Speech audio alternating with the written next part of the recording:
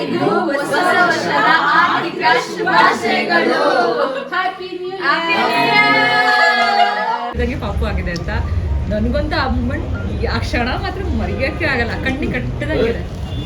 ಸಾರಿ ಅರ್ಪಿತಾಗ ಹೇಳ್ತೀನಿ. ಅಯ್ಯೋ ಯಾಕೆ?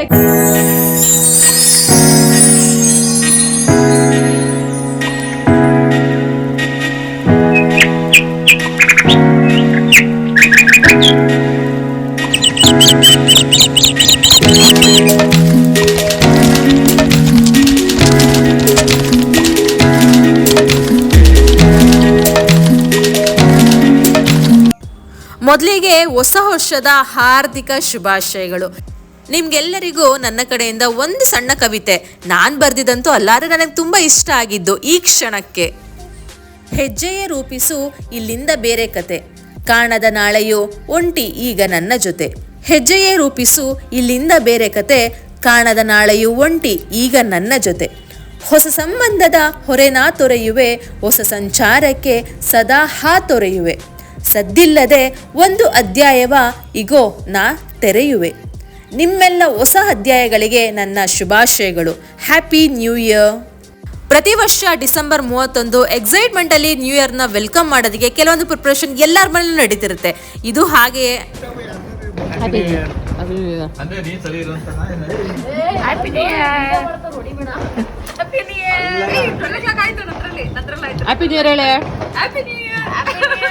ಅಪ್ಪಾಜಿ ಎದ್ಬಿಟ್ಟ ನಾನು ಪಟಾಕಿ. Happy new year. Happy new year.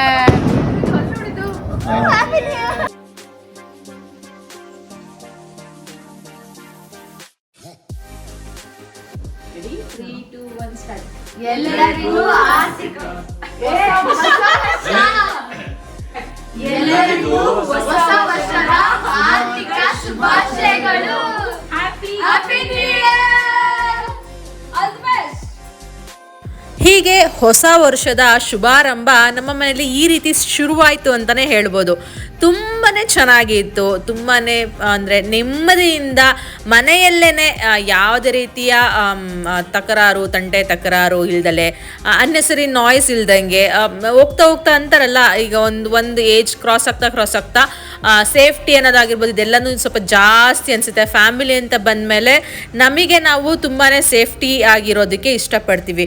So specially ಈ ಟೈಮಲ್ಲಿ ನ್ಯೂ ಇಯರ್ಸ್ ಆರಂಭದ ಟೈಮಲ್ಲಿ ನಾವು ಪ್ರತಿ ವರ್ಷವೂ ಎಲ್ಲೂ ಹೋಗೋದಕ್ಕೆ ಇಷ್ಟಪಡೋದಿಲ್ಲ.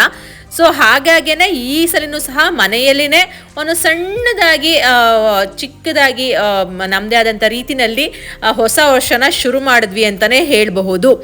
ಸೊ ಸಣ್ಣದಾಗಿ ಒಂದು ಸ್ವೀಟ್ನ ಹಂಚೋದ್ರ ಮುಖಾಂತರ ಈ ರೀತಿ ಮಕ್ಕಳ ಜೊತೆಯಲ್ಲಿ ಸ್ವಲ್ಪ ಡ್ಯಾನ್ಸ್ ಮಾಡಿಕೊಂಡು ಖುಷಿಯಾಗಿ ನಮ್ಮ ಎಲ್ಲರೂ ಚಿಕ್ಕ ಮಕ್ಕಳ ಥರ ಒಂದು ಮುಗ್ಧತೆಯಿಂದ ಶುಭಾರಂಭ ಮಾಡಿದ್ವಿ ಅಂತಲೇ ಹೇಳಬಹುದು. ಈ ವರ್ಷ ಎಲ್ಲರಿಗೂ ಹೊಸ ಹರುಷನ ತರಲಿ ಅಂತ ದೇವರಲ್ಲಿ ನಾನು ಬೇಡ್ಕೊಳ್ತೀನಿ ರೀ. ಏಕೆ ಅಂತಂದರೆ ವರ್ಷ ಕಳೀತಾ ಏಜ್ ಆಗೋದು ಗೊತ್ತಾಗೋದಿಲ್ಲ, ದಿನಗಳು ಉರುಳೋದು ಗೊತ್ತಾಗೋದಿಲ್ಲ. ಮೊನ್ನೆ ತಾನೇ 2024 ನೋಡ್ದಂಗಿತ್ತು, ನ್ಯೂ ಇಯರ್ ಸೆಲೆಬ್ರೇಷನ್ ಮಾಡ್ದಂಗಿತ್ತು. ಇವಾಗಲೇ 2025. ಸೊ ದಿನಗಳು ತುಂಬ ಬೇಗನೆ ಹೋಗ್ತಾ ಇದೆ, ತುಂಬ ಫಾಸ್ಟಾಗಿ ಮೂವ್ ಆಗ್ತಿದೆ.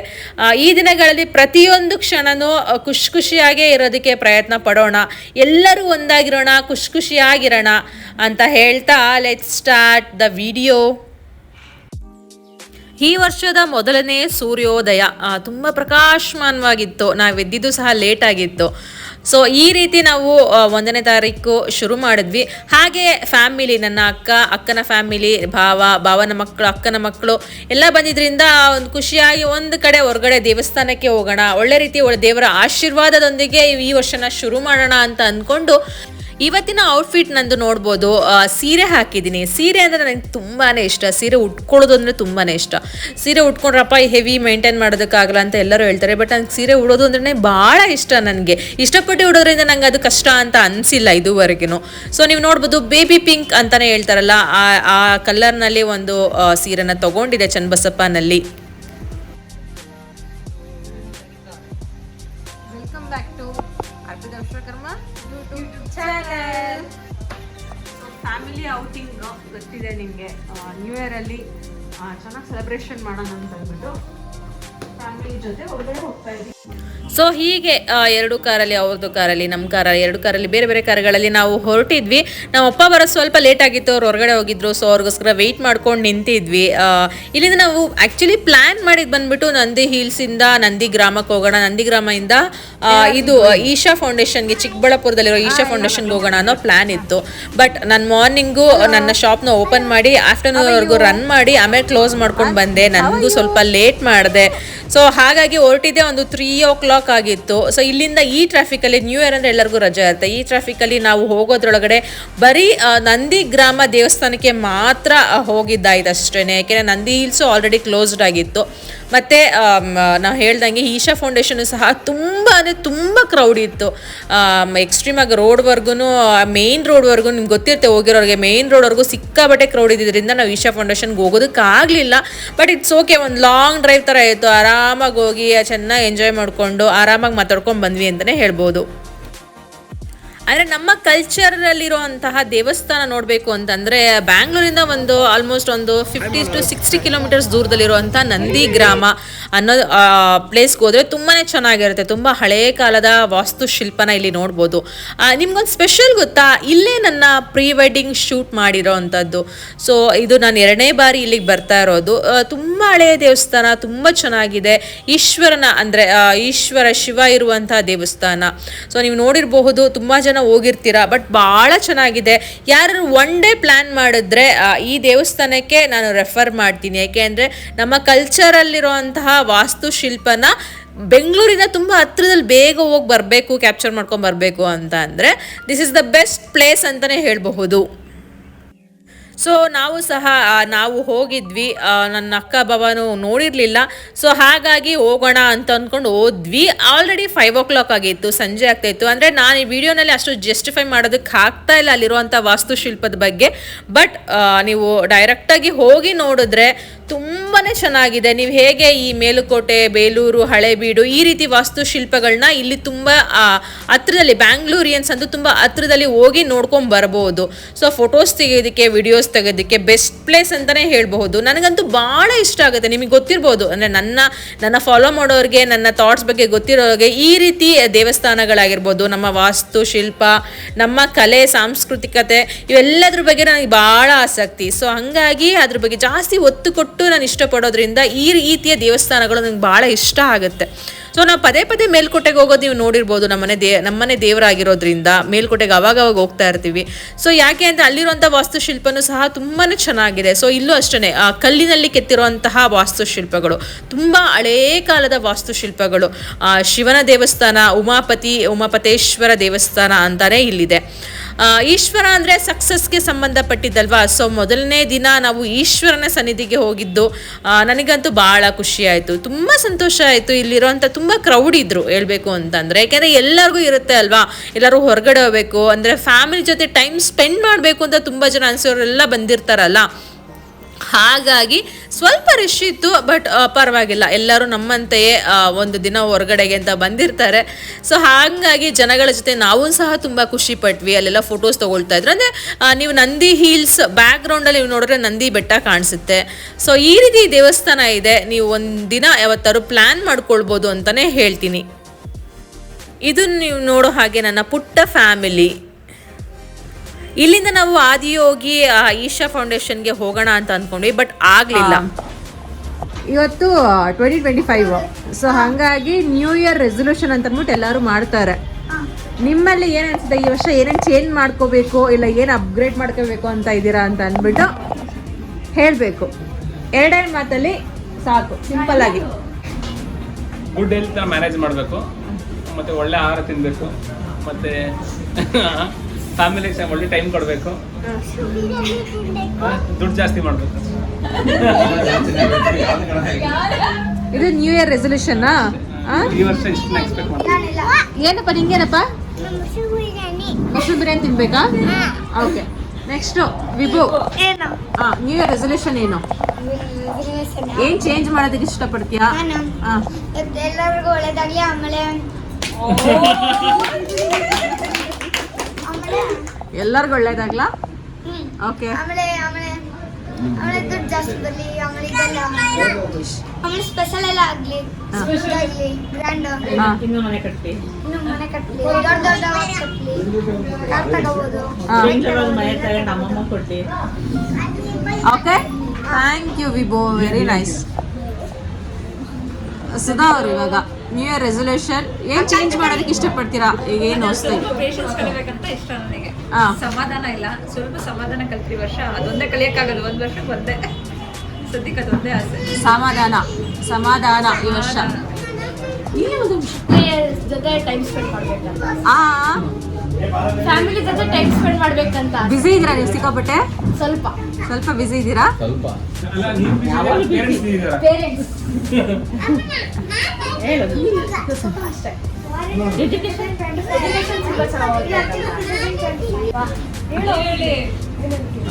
ಪಕ್ಕ ಸೈಡ್ ಕೆಲಸ ಸ್ವಲ್ಪ ಡೌನ್ ಆಗೋದು ಈಗ, ಅದೇ ಟೆನ್ಷನ್ ಕಡಿಮೆ, ಅದೇ ಈಗ ಟೆನ್ಷನ್ ಕಡಿಮೆ ಮಾಡ್ಕೊಳ್ಳೋದು. ಈ ವರ್ಷ ಟೆನ್ಷನ್ ಕಡಿಮೆ ಮಾಡ್ಕೊಳ್ತೀರಾ? ವಿಷಯ ಐತೆ. ಇನ್ನೊಂದು ಮೇನ್ ವಿಷಯ, ನಮ್ಮನೆಯಲ್ಲಿಗೆ ತುಂಬಾ ಸಿಟ್ಟು ಜಾಸ್ತಿ.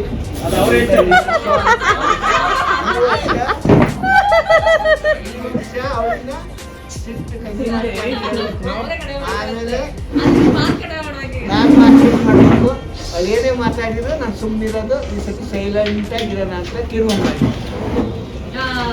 ಕ್ಲಾಪ್ಸ್ ಹಿಡಿದು ಎಲ್ಲರೂ ಒಂದು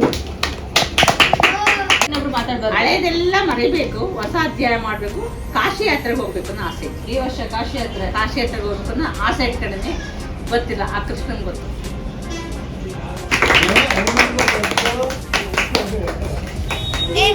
ಇಲ್ಲ ಚಪ್ಪಲಿ ಹೊಡೋದಲ್ಲ, ಅದಕ್ಕೆ ಕವರ್ ಮಾಡಿದೆ.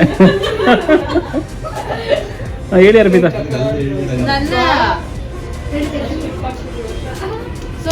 ನ್ಯೂ ಇಯರ್ ರೆಸೊಲ್ಯೂಷನ್ ಅಂತ ಅಂದ್ರೆ ಒಂದು ಹೆಲ್ತ್. ನನ್ಗೆ ಹೆಲ್ತ್ ಸಿಕ್ಕಾಬಟ್ಟೆ ಕೈ ಕೊಡ್ತಾ ಇರುತ್ತೆ, ಅದು ಗೊತ್ತಿರ್ಬೋದು.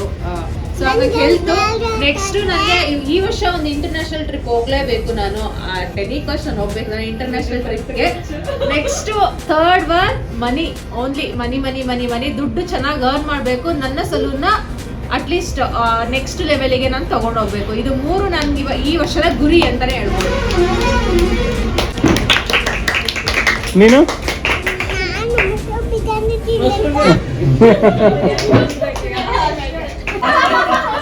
ಸೊ ಈಗ ನೆಕ್ಸ್ಟ್ ಕ್ವಶನ್ ಏನಪ್ಪಾ ಅಂತ ಅಂದ್ರೆ, ಈಗ ಯಾರಿಗೆ ನಿಮ್ಮ ಈಗ ಈ ಸಂದರ್ಭದಲ್ಲಿ ಯಾರು ನಿಮ್ಗೆ ಥ್ಯಾಂಕ್ ಯು ಹೇಳಕ್ ಇಷ್ಟಪಡ್ತೀರಾ, ಯಾರಿಗೆ ಸಾರಿ ಹೇಳೋದಕ್ಕೆ ಇಷ್ಟಪಡ್ತೀರಾ ಅನ್ನೋದು ಯಾರಿಗಾರಾಗಿರ್ಬೋದು. ಮನ್ಸಾರ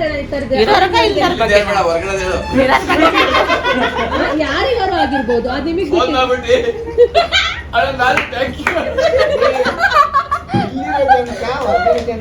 ಅಪ್ಪಾಜಿ ಯಾರಿಗೆ ಥ್ಯಾಂಕ್ ಯು ಹೇಳಕ್ ಇಷ್ಟಪಡ್ತೀರಾ?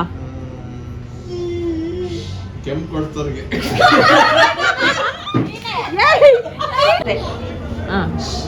ನಾನು ನಮ್ಮ ಮನೇಲಿ ಬೈತಾ ಇರ್ತೀನಿ, ಅದಕ್ಕೆ ಸಾರಿ ಹೇಳ್ತಾ ಇದ್ದೀನಿ.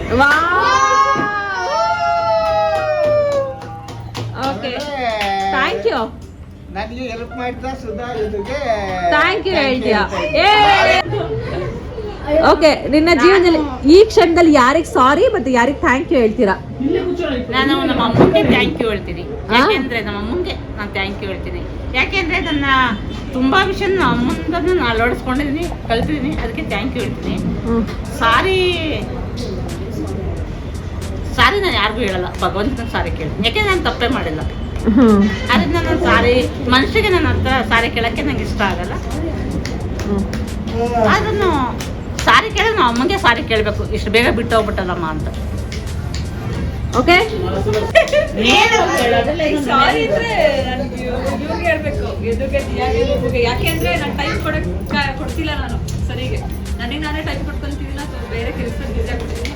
ಸಾರಿ ಅಂದ್ರೆ ಆಟ್ಲಿ ಸಾರಿ ನಮ್ಮ ದಿಯಾಗೆ ಬಿಟ್ಟಿಗೆ ಟೈಮ್ ಕೊಡೋಕ್ಕಾಗಲ್ಲ. ಸಾರಿ ಥ್ಯಾಂಕ್ ಯು ಅಂದ್ರೆ ಎಲ್ಲರಿಗೂ ಒಂದು ಥ್ಯಾಂಕ್ಸ್ ಜಾಸ್ತಿ ಹೇಳ್ಬೇಕಂದ್ರೆ ನನಗೆ ಈ ದಿನಕ್ಕೆ ಕಾರಣ ಆಗಿರೋದು ಥ್ಯಾಂಕ್ ಯು. ಅಂದ್ರೆ ಅವಮಾನ ಮಾಡ್ತಾರೆ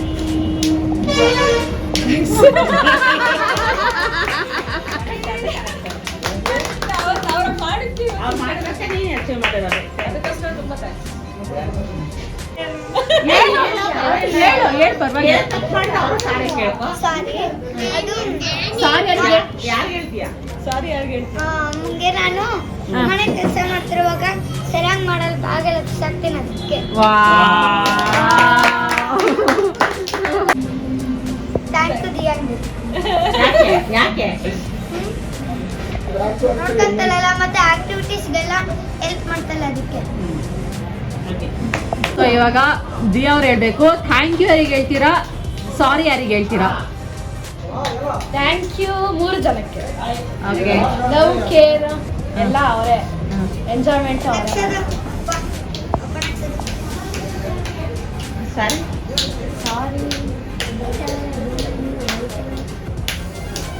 ಸಾರಿ ಇವ್ರು ಒಂದೊಂದ್ಸತಿ ಹರ್ಟ್ ಅಂದ್ರೆ ಏನಾದ್ರು ಸಿಗ್ತಾರೆ ಬೈದಾಗ ಬೈತೀನಿ ಅವ್ರಿಗೆ, ಅದಕ್ಕೆ ಇವರಿಬ್ಬರಿಗೆ ಸಾರಿ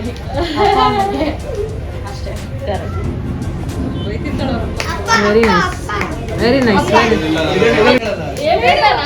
ಸಾರಿ ಯಾರಿಗೆ ಹೇಳ್ತೀರಾ, ಥ್ಯಾಂಕ್ ಯು ಯಾರಿಗೆ ಹೇಳ್ತೀರಾ? ಸಾರಿ ನಾನು ಇಬ್ಬರಿಗೆ ಹೇಳ್ತೀನಿ, ಯಾಕಂದ್ರೆ ಅಲ್ಲಿ ಮುಂದೆ ಬಂದ್ಬಿಡ್ತಲ್ಲ ಅದೇ ಥ್ಯಾಂಕ್ಸ್ ಸುಧಿಗೆ ಹೇಳ್ತೀನಿ. ಯಾಕೆಂದ್ರೆ ಇಷ್ಟು ವರ್ಷ ಜೀವನ ಮಾಡ್ಕೊಂಡು ಅಲ್ಲಿಂದ ಬಂದು ಇಲ್ಲಿ ತನಕ ಬಂದು ಕೆಲಸನೂ ಮಾಡ್ಕೊಂಡು ಬಿಸ್ನೆಸ್ ಮುಂದೆ ಬಂದಿರೋದು ಅವಳೇ ಕಾರಣ.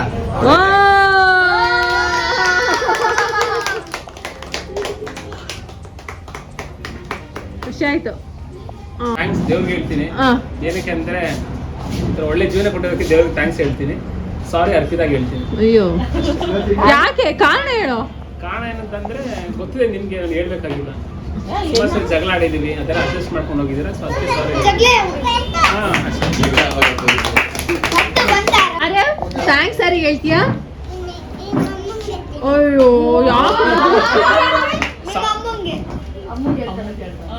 ಸಾರಿ ಯಾರಿಗೆ ಹೇಳ್ತೀಯಾ?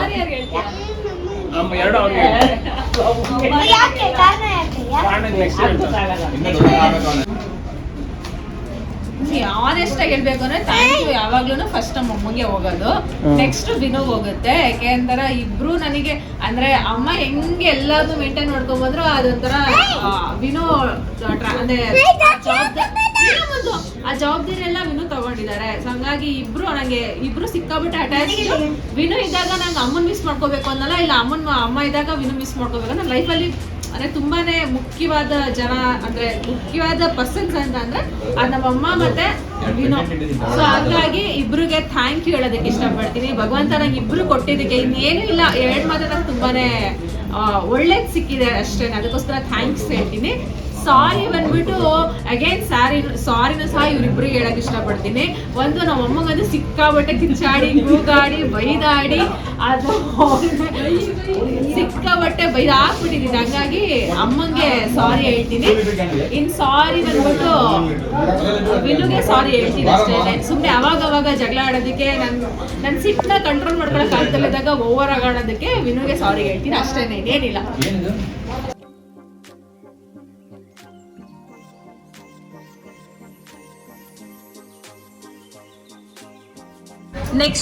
ನೆಕ್ಸ್ಟ್ ಕ್ವಶನ್ ಏನು ಅಂತಂದ್ರೆ ನಮ್ಮ ಜೀವನದಲ್ಲಿ ಆಗಿರೋಂಥ ಒಂದೇ ಒಂದು ಬೆಸ್ಟ್ ಮೂಮೆಂಟ್ ಯಾವುದು? ನಿಮ್ಮ ಜೀವನದಲ್ಲಿ ಆಗಿರೋಂಥದ್ದು ವರ್ಸ್ಟ್ ಮೂಮೆಂಟ್ ಒಂದು ಯಾವ್ದಾದ್ರು ಆಗಿರ್ಬೋದು.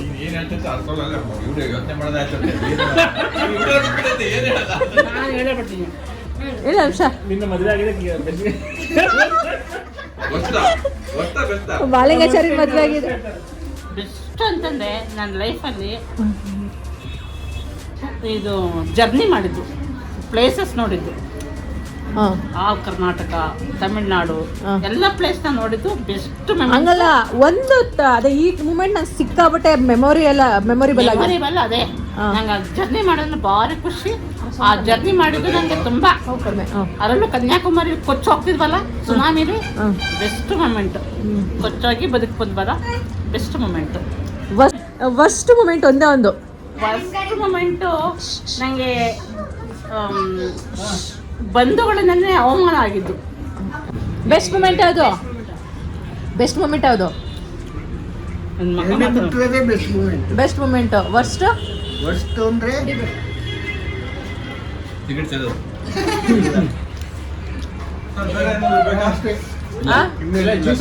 ಅಷ್ಟೇ ಇರುತ್ತೆ. ಎಲ್ಲದು ಒಳ್ಳೇದು ಕೆಟ್ಟದ್ದು ಎಲ್ಲ ಅಷ್ಟು ಇದ್ದೇ ಇರುತ್ತೆ. ಎಲ್ಲ ಒಳ್ಳೇದು ಕೆಟ್ಟದ್ದು ನೆನಪಿಸ್ಕೊಳ್ಳುವಂತ ಒಂದು ದಿನ ಒಂದು ಅದೇ ವಿಭು ಹುಟ್ಟಿದ ಮಾತ್ರ ಲೈಫಲ್ಲೇ ನಾನು ಮರೆಯೋಕ್ಕಾಗಿಲ್ಲ ಮೂಮೆಂಟ್. ಡಾಕ್ಟ್ರು ಎತ್ತಿ ಅಂದ್ರೆ ನನ್ನ ಕಣ್ಣು ಬಟ್ಟೆ ಬಿದ್ದಿತ್ತ,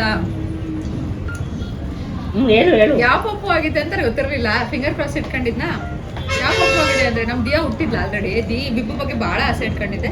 ಅವಾಗ ಡಾಕ್ಟ್ರು ಹಿಂಗೆ ಎತ್ತಿ, ನೋಡಮ್ಮ ನೀನು ಮಾತಾಡ್ತಿದ್ದೆ, ಏನೋ ಅನಿಸ್ಟೇಷಿಯಾಗಿ ಏನೇನೋ ಮಾತಾಡ್ತಿದ್ದೆ. ಅವ್ರ ಪಾಪು ಹಿಂಗೆ ಎತ್ತಿ ಹಿಂಗೆ ತೋರಿಸಿದ್ರು ವಿಭುನ, ನೋಡಿ ನಿನ್ಗೆ ನೀನ್ ಕೇಳ್ದಂಗೆ ಪಾಪು ಆಗಿದೆ ಅಂತ. ನನ್ಗಂತೂ ಆ ಮೂಮೆಂಟ್, ಆ ಕ್ಷಣ ಮಾತ್ರ ಮರೆಯೋಕ್ಕೆ ಆಗಲ್ಲ, ಕಣ್ಣಿ ಕಟ್ಟದಾಗಿದೆ. ಬೆಸ್ಟ್ ವರ್ಸ್ಟ್ ಒಂದೇ ಒಂದು ಅದರ ಒಂದು ತುಂಬಾ ಈ ದಿನ ನಂಗೆ ಸಿಕ್ಕಾಪಟ್ಟೆ ಹರ್ಟ್ ಆಗಿತ್ತು. 8ನೇ ತಾರೀಕು ಯಾವೆಂಟು ಬಿಡು, ಏನಾರ ಯಾವ ಎಂಟಾಗಲಿ ಏನಾಯ್ತು ಅದು. ಅದೇ ಆಪರೇಷನ್ ಆಯ್ತು, ನಂಗೆ ಅದೊಂದು ಬೇಜಾರಾಯ್ತು. ನಂಗೆ ಗೊತ್ತಿರಲಿಲ್ಲ ಆಗುತ್ತೆ ಅಂತ ಗೊತ್ತಿರಲಿಲ್ಲ. ಆಪರೇಷನ್ ಆಗಿದೆ ಅದು ಆ ಕ್ಷಣ ಗೊತ್ತಾಗಿತ್ತು, ಕ್ಷಣ ಗೊತ್ತಾಗಿದ್ದ ಕ್ಷಣ ವರ್ಸ್ಟ್ ಮೂಮೆಂಟ್. ಚಿಕ್ಕಪ್ಪ ಅವರೇ ಹೇಳಿ. ದಿಯಾ ಹೇಳ್ಬೇಕಿಲ್ಲ, ಇಲ್ಲ ಅವ್ರದ್ದೇನಿಲ್ಲ. ಮಾಮೂಲಿ ಸಣ್ಣ ಮಕ್ಳು ಬರಲ್ಲ. ಬೆಸ್ಟ್ ಮೂಮೆಂಟ್ ಯಾವುದು? ಬೆಸ್ಟ್ ಮೂಮೆಂಟ್ ನನ್ನ ಮಗ ಹುಟ್ಟಿದ್ದು.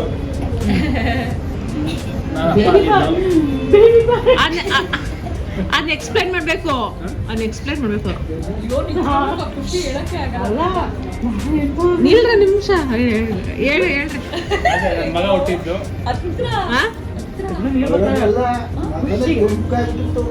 ಒಳಗಡೆ ಇದ್ನಲ್ಲ, ಇವ್ರ ಪೇನ್ ಎಲ್ಲ ನೋಡಿದ್ನಲ್ಲ, ಆ ಪೇನ್ ನೋಡಿ ಮಗು ಆದ ತಕ್ಷಣ ಹೇಳ್ಬೇಕು ಅನ್ಸುತ್ತಲ್ಲ, ಆಗ ಮುಖ ಫುಲ್ ಕೆಂಪಟ್ಟು, ಅದು ಕಣ್ಣೀರು ಅಳುವಲ್ಲ, ಸಂತೋಷಕ್ಕೆ ನೀರು ಬೇಬಿ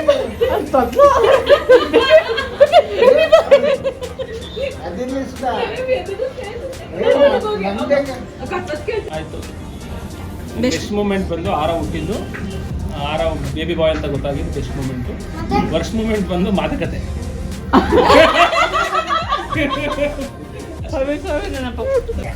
ನಂದ ಫಸ್ಟ್ ಯಾವುದು ಬೆಸ್ಟ್? ಅಷ್ಟೊಂದು ಸಿಕ್ಕಾಪಟ್ಟೆ ಐತೆ, ಕಳೆದಿದ್ದು ಐತೆ, ಏನೇನೋ ಮಾಡ್ಕೊಂಡಿದ್ದೈತೆ. ಏನ್ ಹೇಳೋಣ ಒಟ್ಟು ಲೈಫಲ್ಲಿ ಮತ್ತೆ ಕ್ಷಣ ಬರ್ಬಾರ್ದು. ಆ ಕ್ಷಣ ಬರಲ್ಲ, ಬಿಡೋದು. ಲೈಫ್ನ ದಾಟಿಸ್ಬಿಡಿದೆ ಬೆಸ್ಟ್ ಅನ್ನೋದು. ನನ್ನ ಲೈಫ್ನ ದಾಟಿಸ್ಕೊಂಬಂದ್ರೆ ಅದೇ ಬೆಸ್ಟು. ಇಷ್ಟೆಲ್ಲ ಮಾಡಿ, ಮನೆ ಮಾಡಿ, ಎಲ್ಲ ಸಾಲ ಮಾಡ್ದಂಗೆ ಯಾರಿಗೆ ಬೆಳ್ತು ಅಂತ ಬಂದಿರೋದೇ ಬೆಸ್ಟು. ಮನೆ ಮಾಡಿ ವರ್ಸ್ಟ್ ಅಂದ್ರೆ ಮನೆನೂ ಮಾರಿದ ವಸ್ತು, ಮಾರಿದ್ದು ವಸ್ತು. ನೀನು ಹೇಳ್ಬೇಡ, ಹೌದು ನೀನೇನು ಹೇಳ್ತೀಯ? ಮನೆ ಮಾರಿದ ವಸ್ತು, ಕುಡಿದ್ಬಿಟ್ಟು ಜಾಸ್ತಿ ಇವಳು ಬೇಜಾರು ಮಾಡೋದೇ ಒಂದು ವಸ್ತು.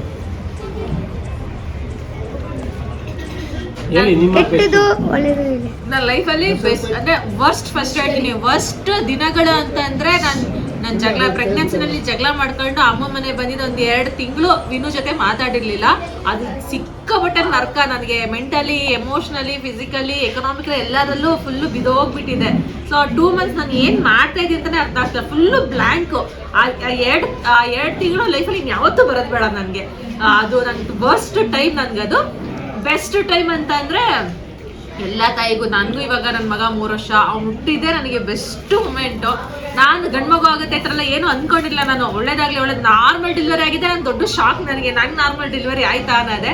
ಅದೊಂದು ನನಗೆ ನಾರ್ಮಲ್ ಡೆಲಿವರಿ ಆಗಿ ಗಂಡು ಮಗು ಅಂದರೆ ಎಲ್ಲನೂ ಪಾಸಿಟಿವ್ ಆಗೇ ಆಯ್ತಲ್ಲ, ಅದು ನನಗೆ ಇವಾಗ ನೆನ್ಸ್ಕೊಂಡ್ರು ಕಣ್ಣಲ್ಲಿ ನೀರು ಬಂದ್ಬಿಡುತ್ತೆ ನಂಗೆ. ಅದು ಆರೋ ನೋಡಿದ ತಕ್ಷಣ ನಂಗೆ ಒಂಥರ ಕಣ್ಣಲ್ಲಿ ಅದು ಒಂಥರ ಇವರು ಅಳ್ತಾ ಇದ್ರು, ನಾನು ಅಳ್ತಾ ಇದ್ದೀನಿ ಒಂಥರ. ಆ ಮೂಮೆಂಟ್ ತುಂಬಾ ಪ್ರೀಷಿಯಸ್ ಮೂಮೆಂಟ್. ಅದು ನನ್ನ ಬೆಸ್ಟ್ ಮೂಮೆಂಟು. ಆರೋ ಫೇಸ್ ಫಸ್ಟ್ ನೋಡಿದ್ದು ನಾನು.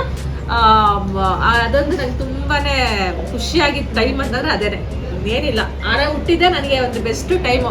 ಸೊ ಆರ ಹುಟ್ಟಿದಾಗ್ಲಿಂದ ಇದುವರೆಗೂ ನನಗೆಲ್ಲ ಬೆಸ್ಟ್ ಮೂಮೆಂಟೇ ಆಗಿದೆ, ಎಲ್ಲನೂ ಒಳ್ಳೇದೇ ಆಗಿದೆ ನನಗೆ. ಸೊ ಅಷ್ಟೇ. ಹಂಗಾರೆ ನನ್ನ ಹೊರತು ಹೀಗೆ ನಮ್ಮ ಹೊಸ ವರ್ಷ ಆರಂಭ ಆಯಿತು. ಆ ದಿನ ಸಹ ಮೊದಲನೇ ದಿನ ಈ ರೀತಿ ನಾವು ಕಳೆದ್ವಿ. ಒಂದಿನ ಹೊರಗಡೆ ಹೋಗಿ ನಮ್ಮದೇ ಆದಂತಹ ಮಾತುಕತೆಗಳು, ತುಂಬಾ ಎಮೋಷನ್ಸ್ ಇರೋವಂತಹ ಮಾತುಗಳನ್ನು ನಾವು ಆಡಿದ್ವಿ. ಸೊ ಫ್ಯಾಮಿಲಿ ಅಂದಮೇಲೆ ಆವಾಗವಾಗ ಈ ರೀತಿ ಎಮೋಷನ್ಸ್ ಟಾಕ್ ಬಂದಾಗ ನಾವು ಹೆಚ್ಚಾಗಿ ಓಪನ್ ಆಗಿ ಮಾತಾಡೋದಕ್ಕೆ ಪ್ರಯತ್ನ ಪಡ್ತೀವಿ. ಸೊ ಆವಾಗ ಇರೋವಂಥ ಮಿಸ್ಅಂಡರ್ಸ್ಟ್ಯಾಂಡಿಂಗ್ ಎಲ್ಲ ದೂರ ಆಗುತ್ತೆ. ಏನಿಸ್ತು ನಿಮಗೆ ವಿಡಿಯೋ ಇಷ್ಟ ಆದರೆ ಸಬ್ಸ್ಕ್ರೈಬ್ ಮಾಡಿ, ಲೈಕ್ ಮಾಡಿ, ಕಮೆಂಟ್ ಮಾಡಿ. And thanks for watching. Keep supporting. ತುಂಬ ಸಪೋರ್ಟ್ ಮಾಡ್ತಾ ಇದ್ದಾರೆ. ಹೀಗೆ ನನ್ನ ತುಂಬಾ ಸಪೋರ್ಟ್ ಮಾಡಿ, ಇನ್ನೂ ಹೆಚ್ಚು ಫಾಲೋ ಮಾಡಿ, ಸಬ್ಸ್ಕ್ರೈಬ್ ಮಾಡಿ. Love you all.